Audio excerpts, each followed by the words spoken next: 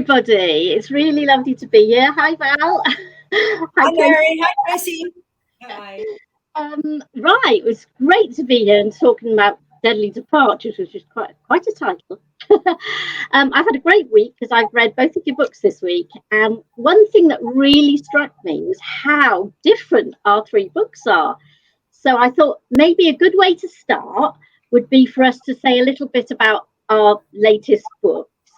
So, Tracy, would you like to give us a start? Well, kick us off. Well, my latest book is called The Perfect Holiday. It's my first book. I have to go for a second. Sorry. No problem.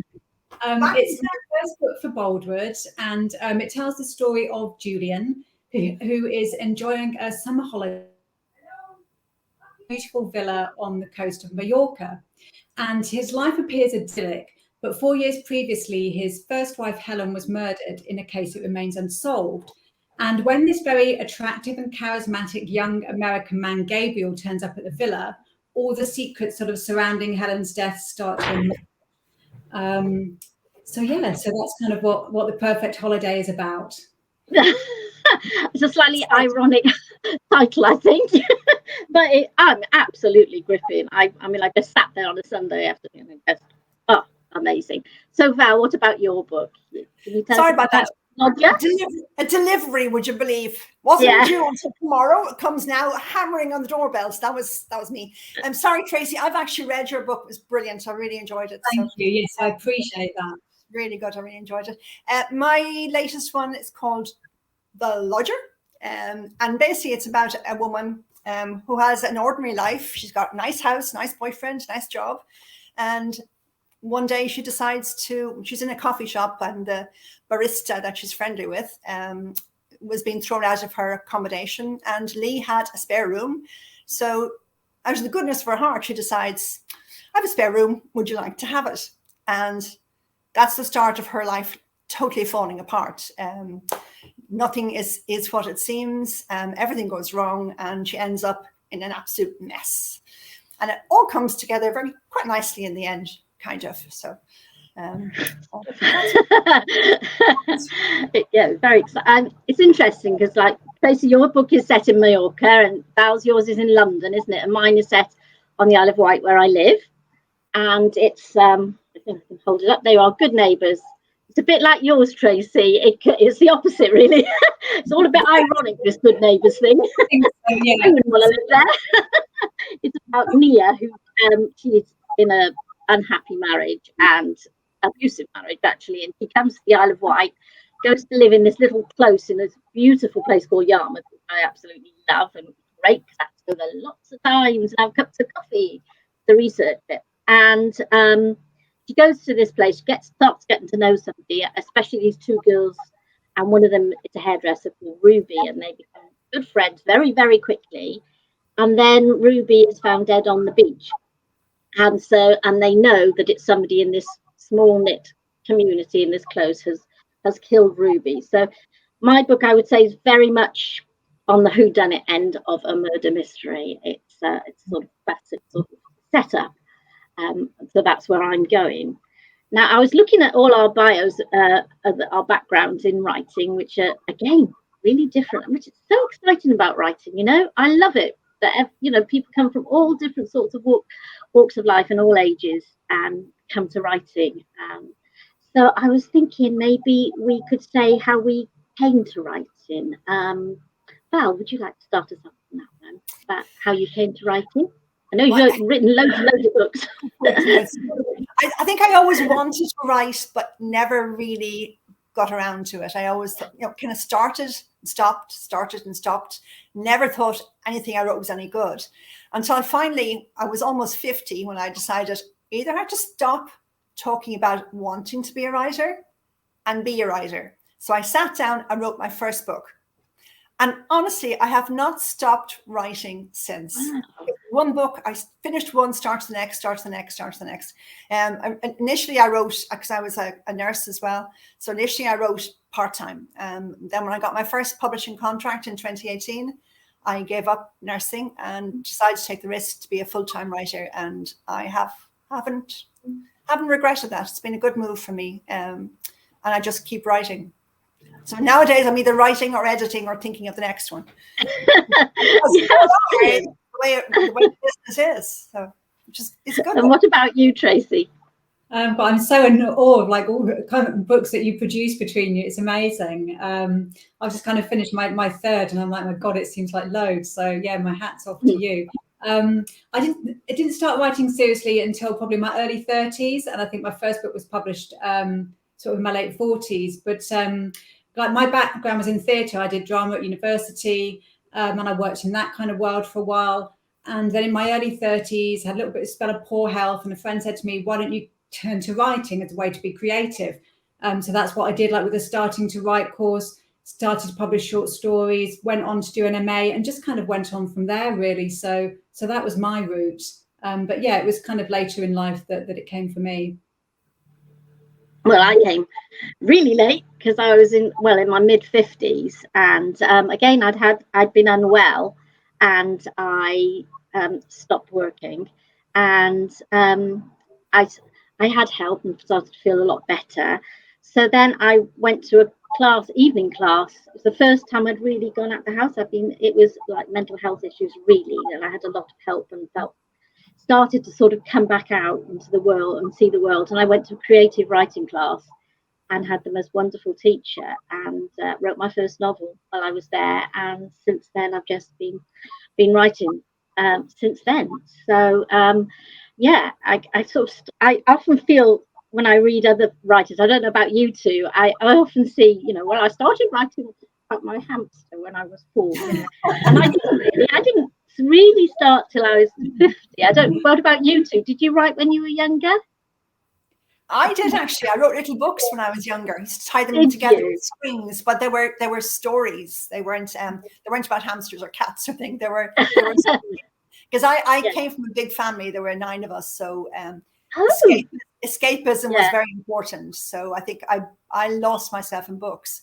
So writing them, even the little nonsense books I wrote, was a form of escape. So that's wonderful. What about you, Tracy?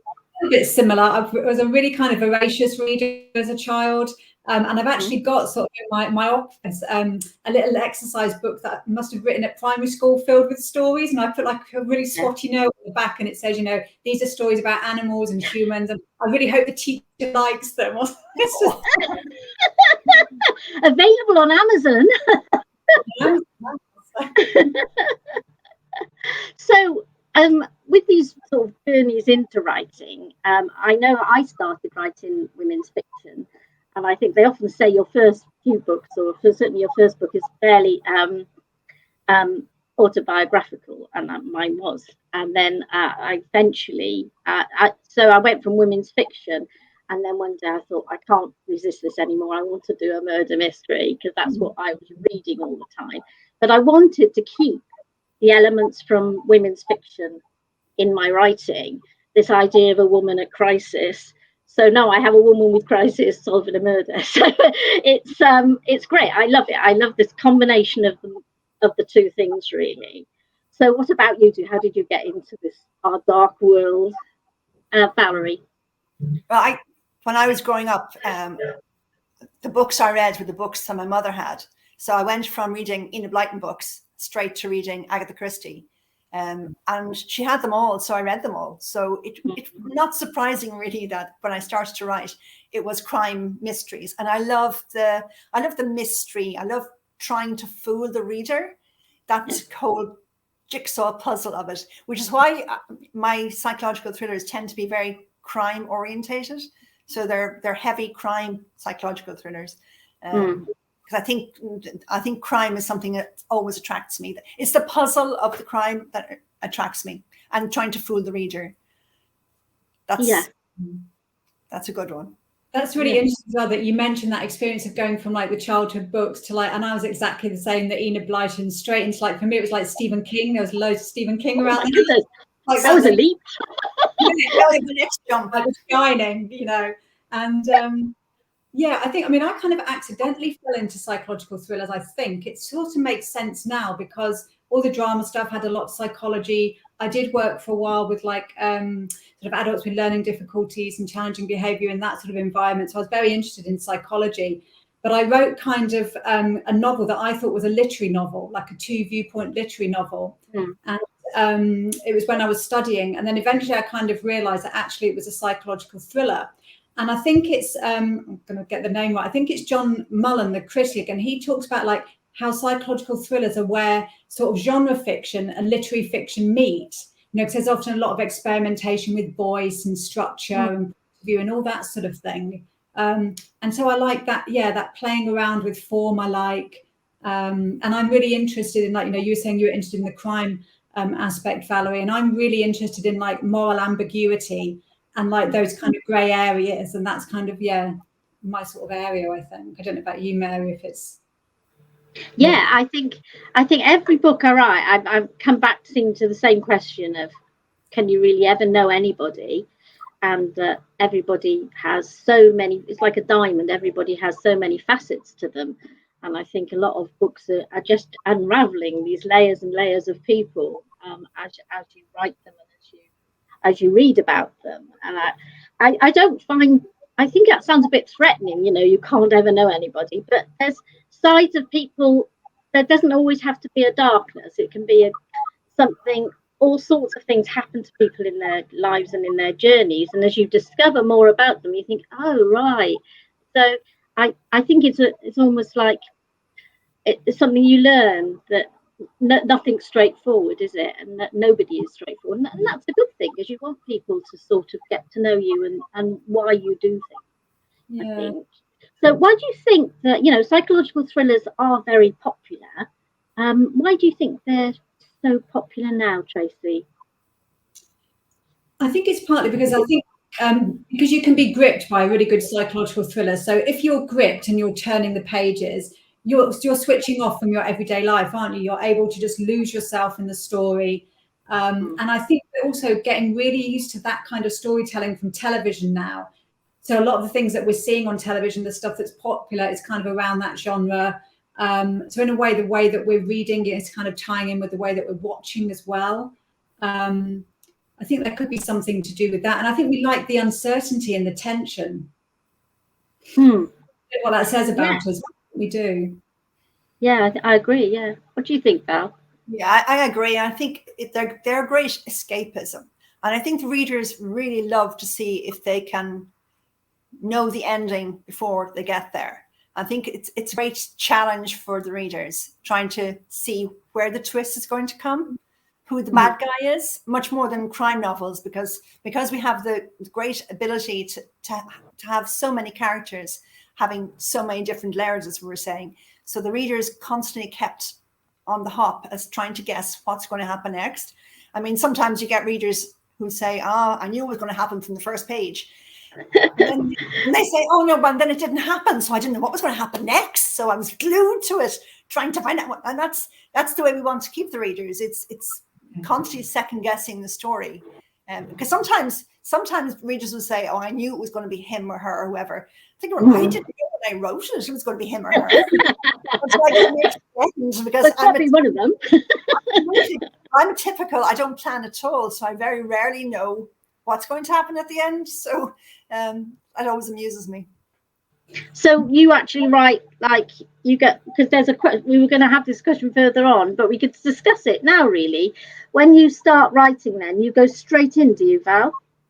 Yeah, I have tried planning. I'd love to be able to plan. I have writing friends who spend weeks planning, you know, their whole storyline out from chapter to chapter.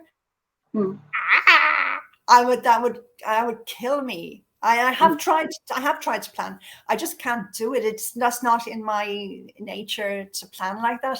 I'm totally disorganized, and I literally will just start with a vague idea and hope that it eventually comes together at the end. And then so far, touch wood, when I'm looking for a bit of wood, so far it has worked for me. But it is a do you have to do a lot of editing because of that? Do you have to go back over rewriting? Yeah, I have to do numerous drafts, but then I don't spend the 2 weeks preparing. So I can spend the 2 weeks doing 5 more drafts. So I suppose it's different. So what way do you two write? Please tell me you're like me. What about you, Tracy? I'm a bit of both, actually, because I really like that thrill of discovery, like you were saying, Valerie. But what I really found, like with the book that I've just finished at the moment, that I've just handed in, is my first experience of writing sort of with a contract and to a deadline. So I really felt like I kind of needed a plan, because I'd kind of gone a wee bit off track for the first 3 months, and I kind of really needed to know, I'm going to nail a few things down. And actually, it really did help me this time. But within that, there was a lot of digression and a lot of evolution, and that kind of a lovely moment you have when you think, I don't know why I'm putting this in here, but I'm going to put it in here because I've got a feeling that maybe 10 chapters on, it's going to be important. And I don't know about you two, but those moments of magic that you get are really important. Yeah. The moments that you get when you feel the characters have taken over, that sense that they've come alive on the page, and you're just literally writing what they tell you to write. That's the bit I absolutely love, getting to that stage where it just seems to be coming together. And then I'm just the tool. The characters are writing the story. I think for me, getting to that point takes a while. I find I do quite a lot of plotting and thinking before I start writing.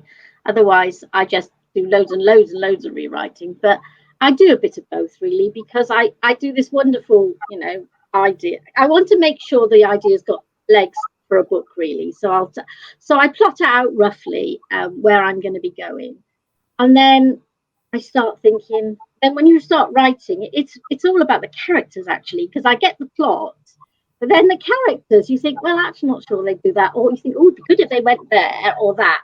So then I have to go back to my plotting and change that, and so it carries on, really. And I go back and forth and back and forth, and then I might try cutting up bits of paper and chopping them around, and then I go back to writing again. I have a bit of everything, really. I don't know whether it's the best or worst of all worlds, but I am quite slow at it. But it's just the way I do it, really. And I'm not very good at holding lots of threads in my head. That's my problem. So I have to write things down, because I just get a bit confused otherwise. Because I've normally got like 5-6 suspects, and I lose the plot, as they say. But, you have to sort of, you can't just sort of take one suspect and then write about them and then the next one, because that would be easy. You've got to knit them all together and have them all sometimes lying, sometimes telling the truth. It's just me. I have to do. I do lots of writing and lots of plotting and things like that. You'd wonder how we ever end up writing books, wouldn't you? I just how I ever write the end. Yeah. That magic last 2 words, yeah. But you never actually do, because even when you've finished it and it's published and you look at it, then you could go, oh, I could change that again. Yeah, absolutely. Yeah. I think actually, for me, because I self-published 3 books, coming on to having an editor, our editors really, has been absolutely amazing, because it's like I realise now that my part is only part of the journey of that book, and I learn so much from the feedback I get from my editors, and we change things and move things around. So it's not the end when I send it in by any stretch of the imagination now, which is great. I think it picks it up the book, actually. What about you two? Have either of you self-published, or you both? I have. Yeah. No, I self-published. I self-published 9 before I got my first contract. Right. And in fact, Boldwood are actually publishing one of my only self-published psychological thriller. Boldwood are publishing in January. But the funny thing is, I wrote it about 6 years ago. And my writing style, my writing technique has changed a lot in those 6 years, and mainly because I now have editors. So you learn, as you said, Mary, you learn so much from them. So I have to re-edit this book before I give it to Boldwood, and I'm looking forward to seeing how much I've changed since I first wrote it to myself now. So it should be interesting. So that's really interesting. You get a chance to go back and look again, and to kind of like have a fiddle about, and that's amazing. Yeah. Because Tracy, you wrote short stories, did you, before you? I wrote short stories. Yeah. My first novel was published in 2018, and that was with Legend Press. So the novels I've published have always sort of, I haven't self-published, but they've always been like on submission. So it's a very different writing process, isn't it? Because you're like, oh my God, it's got to be absolutely perfect, and to get it out there, to get it on submission. So doing it this time under contract is a very different experience. And a bit like you said, Mary, whereas I had to think, hang on, it doesn't have to be 100% perfect at this stage. Like other people are now going to do what I would have done myself, or maybe hired an editor to do, or got my friends to read, you know, and being able to let go of it when it's imperfect has been a really interesting challenge, I think. Did you find that change from short stories? Sorry, Mary. Did you find the change from short stories to writing a novel difficult or easy? Or which do you prefer to do, Tracy? I did find it difficult. I knew that I always wanted to do it, but it took me a long time to work out how to go about it and how to really, in a way, change my thinking about story. I really love them both. I would like at the moment, and I have more time to go back and write some more short stories because they are such good fun. I'm really enjoying the challenge of just like going, my God, I could write another novel and actually have a finished thing. It's just amazing. Yeah. I just thought we'd just say hello. There's lots of people here. So I can see Jenny and Phoebe and Pam and Hayley and Debbie. I think there's other people further up, but I'm scared to death that I'll just sort of blow up the internet if I try to move anything. So hello everybody, thank you so much for everybody who's coming out. And if you've got any questions, we've got some set questions, but anything you want to ask, you know, just do. Thanks, and thanks very much for being here. Something we were talking about plotting, and there was a question about twists and how much what was the question? If you have a plot twist, do you come with it at the start? So do you at the beginning, or do you sort of build them in? What do you think? I mean, I think it can work. You're looking nice and puzzled. Ways, and I have done it ways. And actually, with the novel, my current novel that I'm working on at the moment, I'd gone off down this track for like 3 months, and the idea just wasn't working. I thought, you know, I'm going to have to shelve this, and I'm going to have to change it, get a change in direction in the story. And the only thing that I kept from that 3 months was I'd watched a documentary as part of my research, and there was a woman in this documentary, and her story, I thought, my God, that's such an incredible story. I could really imagine that working as a twist. And so I took that and kept it with the kind of new idea, and that then became the twist that I built the first half of the novel around. So this time I did actually do that quite deliberately, whereas in other times it's kind of come organic story. Yeah, I can see that. What about you, Val? Because I write the way I do, sometimes it's the twist that starts the story for me. I write the story around the twist.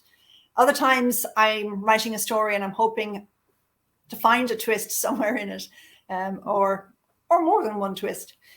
So it just varies from book to book for me. I think with twists, I think, you know, they're really important for keeping a gripping, you know, keeping the reader sort of surprised and things. But I think they have to make sense somehow. And I've noticed lately when not in books actually, all the books I've read have been fine, but some of the drama I've seen on telly, I feel like they just sort of keep doing a twist and a twist. You've had to too contrived. Titles will come up at the end, and you're going off to make coffee, and they're putting another twist in. And I think there's this sort of burden almost to keep, and I think twists have to make sense. And what you've both said about them being organic and within and part of, you know, either they were there at the beginning and you knew where they were going, or for me, they tend to sort of just pop up with as I get to know the characters. Actually, they sort of I think you know, and something will come. But I think, you know, they have to make sense to everybody, don't they? Really? Yeah, I think if they're too contrived, they just take the reader away from the story, and that spoils it.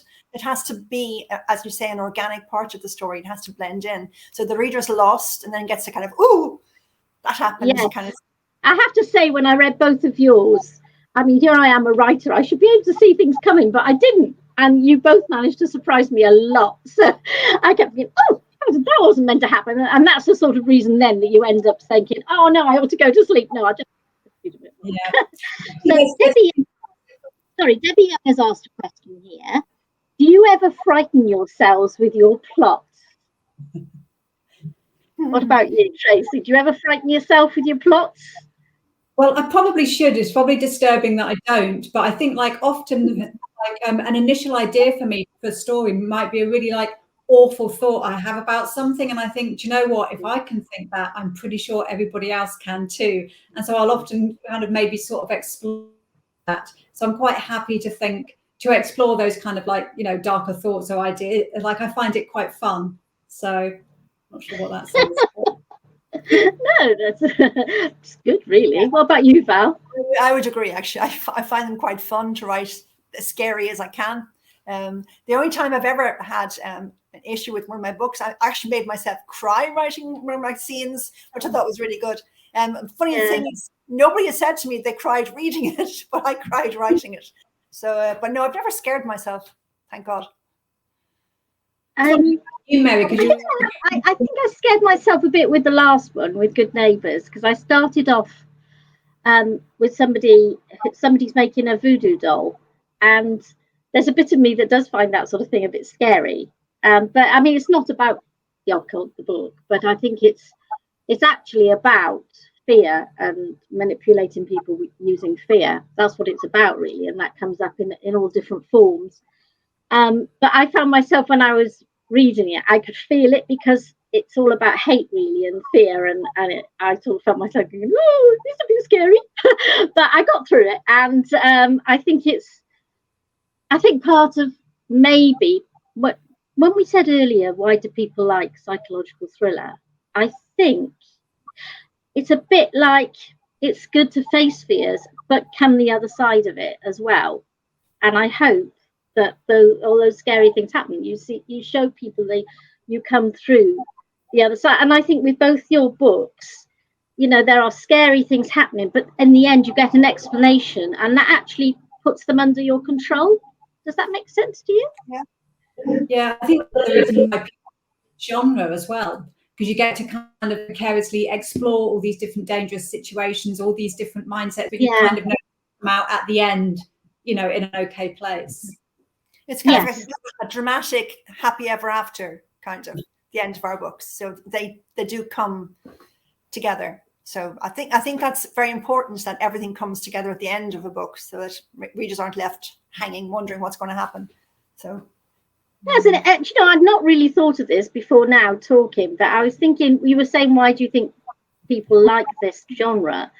And you know, we've been living through such scary times with COVID and wars and things. Maybe it's a way of looking at fearful things, but having some control over them, and actually seeing things resolved as well. You know, do you think that maybe?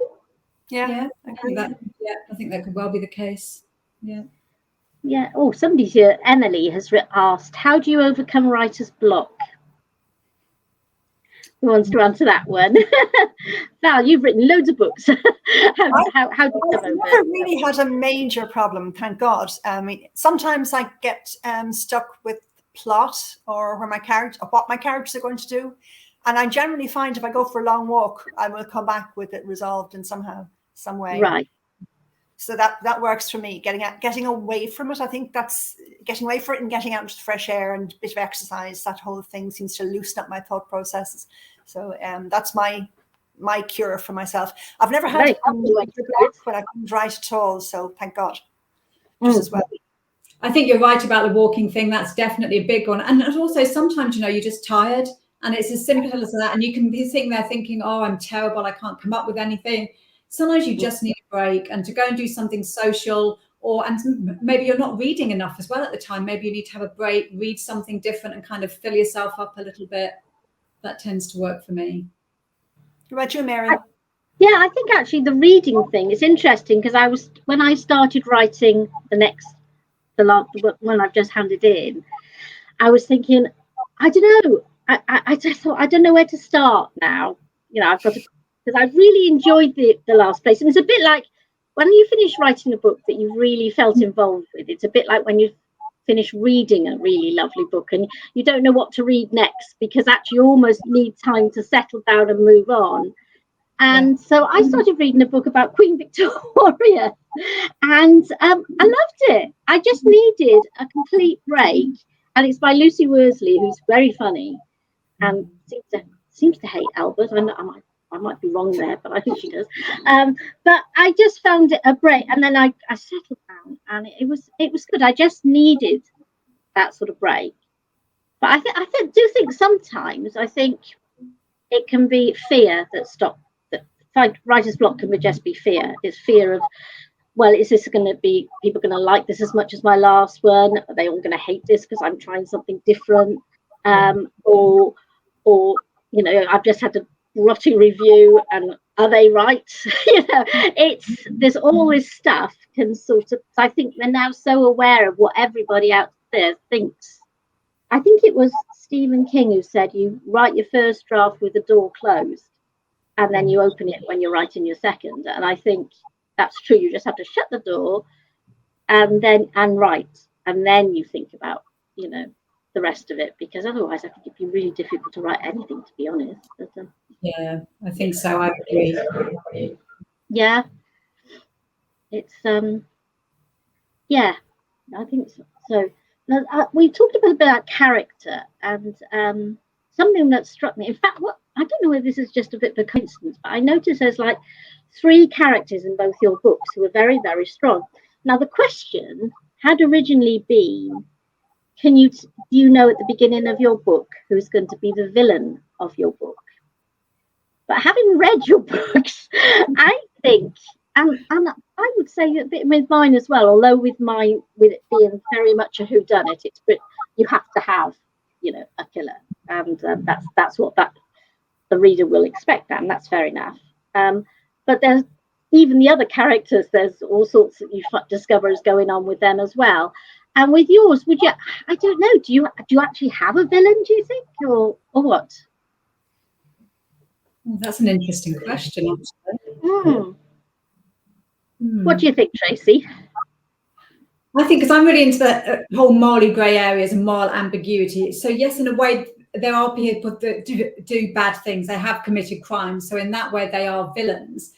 But there's also an explanation for kind of why they're the way they are, whether it is a psychopathy or whether some people have like really understandable reasons. So in a way, like Julian he is an anti-hero, and he becomes more of an anti-hero throughout the book. But he's not a bad person. Lots of bad things have happened to him in his life. He maybe hasn't responded to them in the best way. But I think you can understand why he is the way he is. And you can think to yourself, what would I do in that situation? And that's always really interesting. Because I think if we're really honest, a lot of us don't know how we would respond under certain kinds of pressure. And that's what I kind of find really interesting. And I think none of the characters are completely, pure in this book. Like even the good characters, in inverted commas, they have their vanities and their, less than desirable. And I think that's realistic. Yes, because I mean, Olivia is pretty bossy, isn't she? And I think you sort of, which is probably a nice way of putting it, controlling, you could say. But, I found Julian quite a confusing character in some ways, because one minute I was feeling really sorry for him. Then I think, oh, am I meant to feel sorry for you? What am I going to find out about you now? And I but he was good because it was so complicated. He wasn't two-dimensional at all, and I love that you can, and throw Gabriel in the mix, and you're suddenly thinking, because every character they meet brings out a different side in them almost, doesn't it? And it's that's what's nice when you get your characters all together and do that.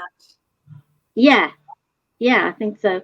And with you, Valerie, I think with sorry, I think I like to make with Lee. You have Lee and you have Gina, don't you? And Gina. Yeah.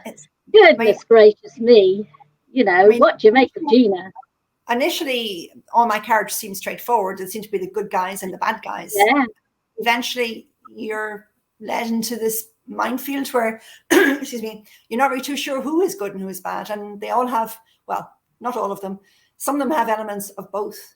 And in fact, Lee, who is really just the good person in the book, at the end, when she's thrown into a conundrum, she has to make a decision whether to be good or not at the end.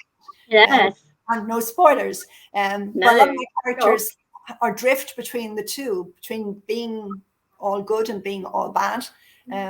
Sometimes I have characters who are a bit of both, and sometimes like in The Lodger, where it's clearly defined at the end, in fact, who is the good guys and who's the bad guys, which sometimes works better. And it just depends on the story. I mean, I write a series with a serial killer who is, I mean, she murders, but she has a very understandable good side to her as well. And she was a great character to write because she's bad and good.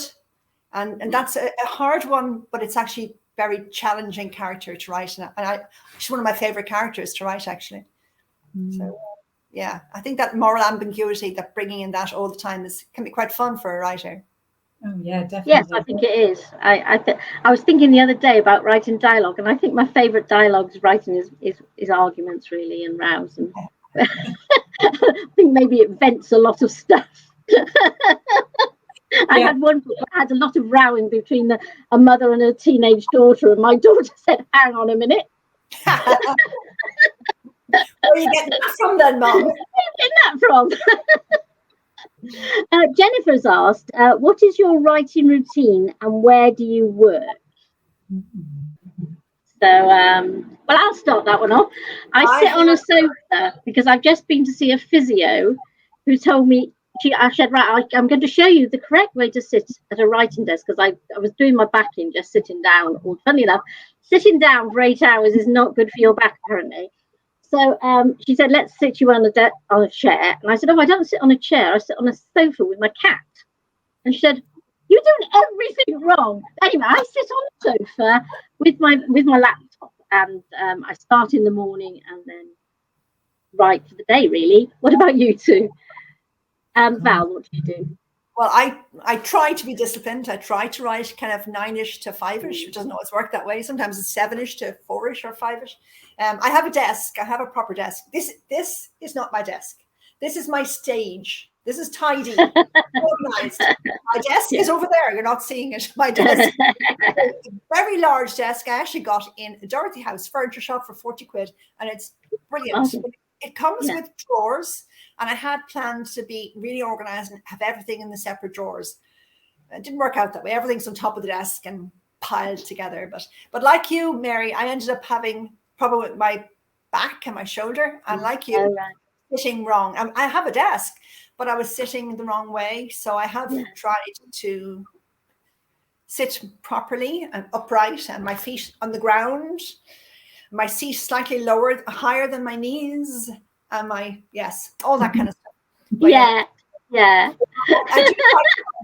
I tend to write every day as well. So stay off.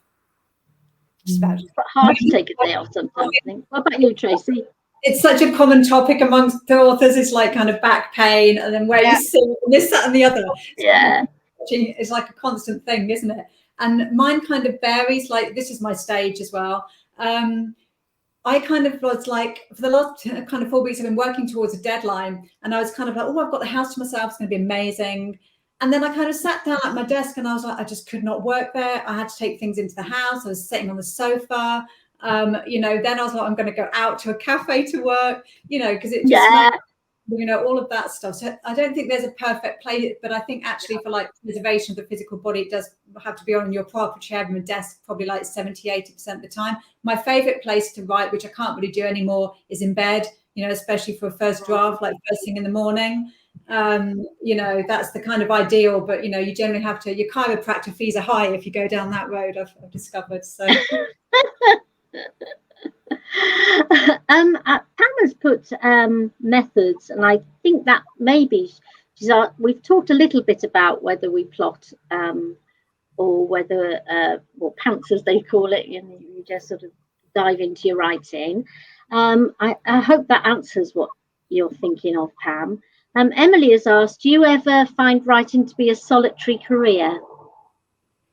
What do you think?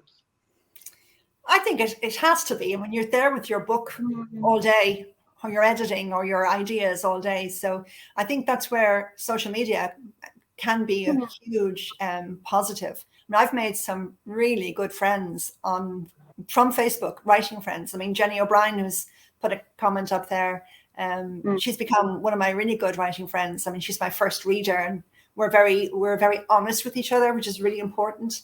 But I think it's important to have someone that you can throw ideas against, but also that you can discuss issues and problems and whether your book is absolute rubbish. I mean, Jenny always laughs at me because there's always sometime in my book where I'll say, this one's absolute rubbish.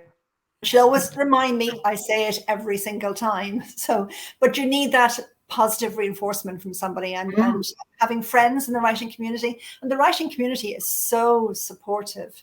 And that's a huge plus when you are spending hours on your own with your imaginary friends as your characters become. So I think it is important to have good friends on the computer. Yeah. I do agree with that. I think it's a mixture of like solitary and then the kind of social side, because these things have to interact. You can be solitary for a while, but then you have to go off and get some stimulus, or, you know, go and do something, go to a gallery, or just meet friends, or just do something. And also, so many people's ideas contribute to the book. So when I was kind of developing the one that I'm working on now, I was doing one of the novel reading courses, like the online writing school. And that was so helpful because I got some really good input at the beginning of the process. And I'd kind of just really needed that at that point. And like you say, you give things to friends to read, they come up with ideas, or they say, oh no, that ending's not really working. And so I can never really look at anything and say it's totally me that's done it. You know, it's always collaborative on some level, and then the editor comes in. But it is you spending those hours getting it onto the page so that you can share it with people, and that can be very solitary. Definitely. Yes, I think it's the actual getting the words on the page. You know, 90,000 words somewhere. You've got to sit down and write them. And I love research, and I love plotting, and I love things. And sometimes I think, right, now just sit down. And that's the bit that scares me, I think. That's where my fear comes in. Just sitting down and writing, because I think, well, what if it doesn't work? And I think, come on, just write it and see how it goes. And that's when. So it's a pretty solitary. But I think maybe people who write quite like the solitary side of it, and sometimes I find the coming out of it actually quite difficult. And you know, particularly if I've got completely lost. I went to the hairdresser's one day, and I wrote the date, because she still takes checks.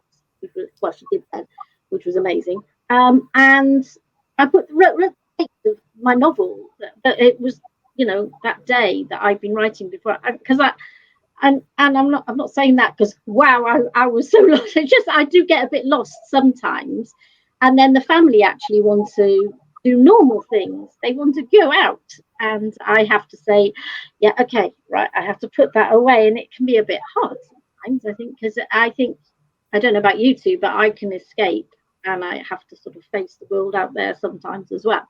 So it's sort of a bit of a balance there, I think.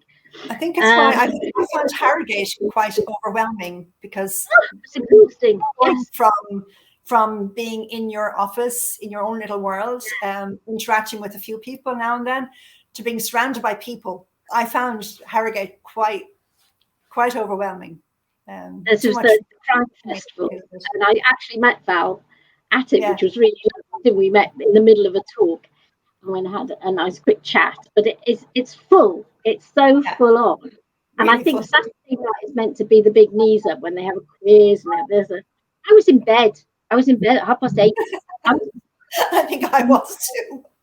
That, or I went to a hotel where it was quiet, where I could hear myself. I can't see any more people. So we had a bowl of pasta, and I just lay there watching something about Maggie Smith, I think, and I thought, oh my gosh, I'm missing the party. But no, it was too much. No, it's great, but you know, sorry, Tracy, yeah. Always want what you're not doing. Like when you're a writer, it's very contrary. So it's like, I don't want people, come and play with me now because I'm bored. I want that. I want to go out to the town and do things. I want to go home and not see anybody now. So it's, you know, it's a constant sort of tug, isn't it, between the two worlds, I think.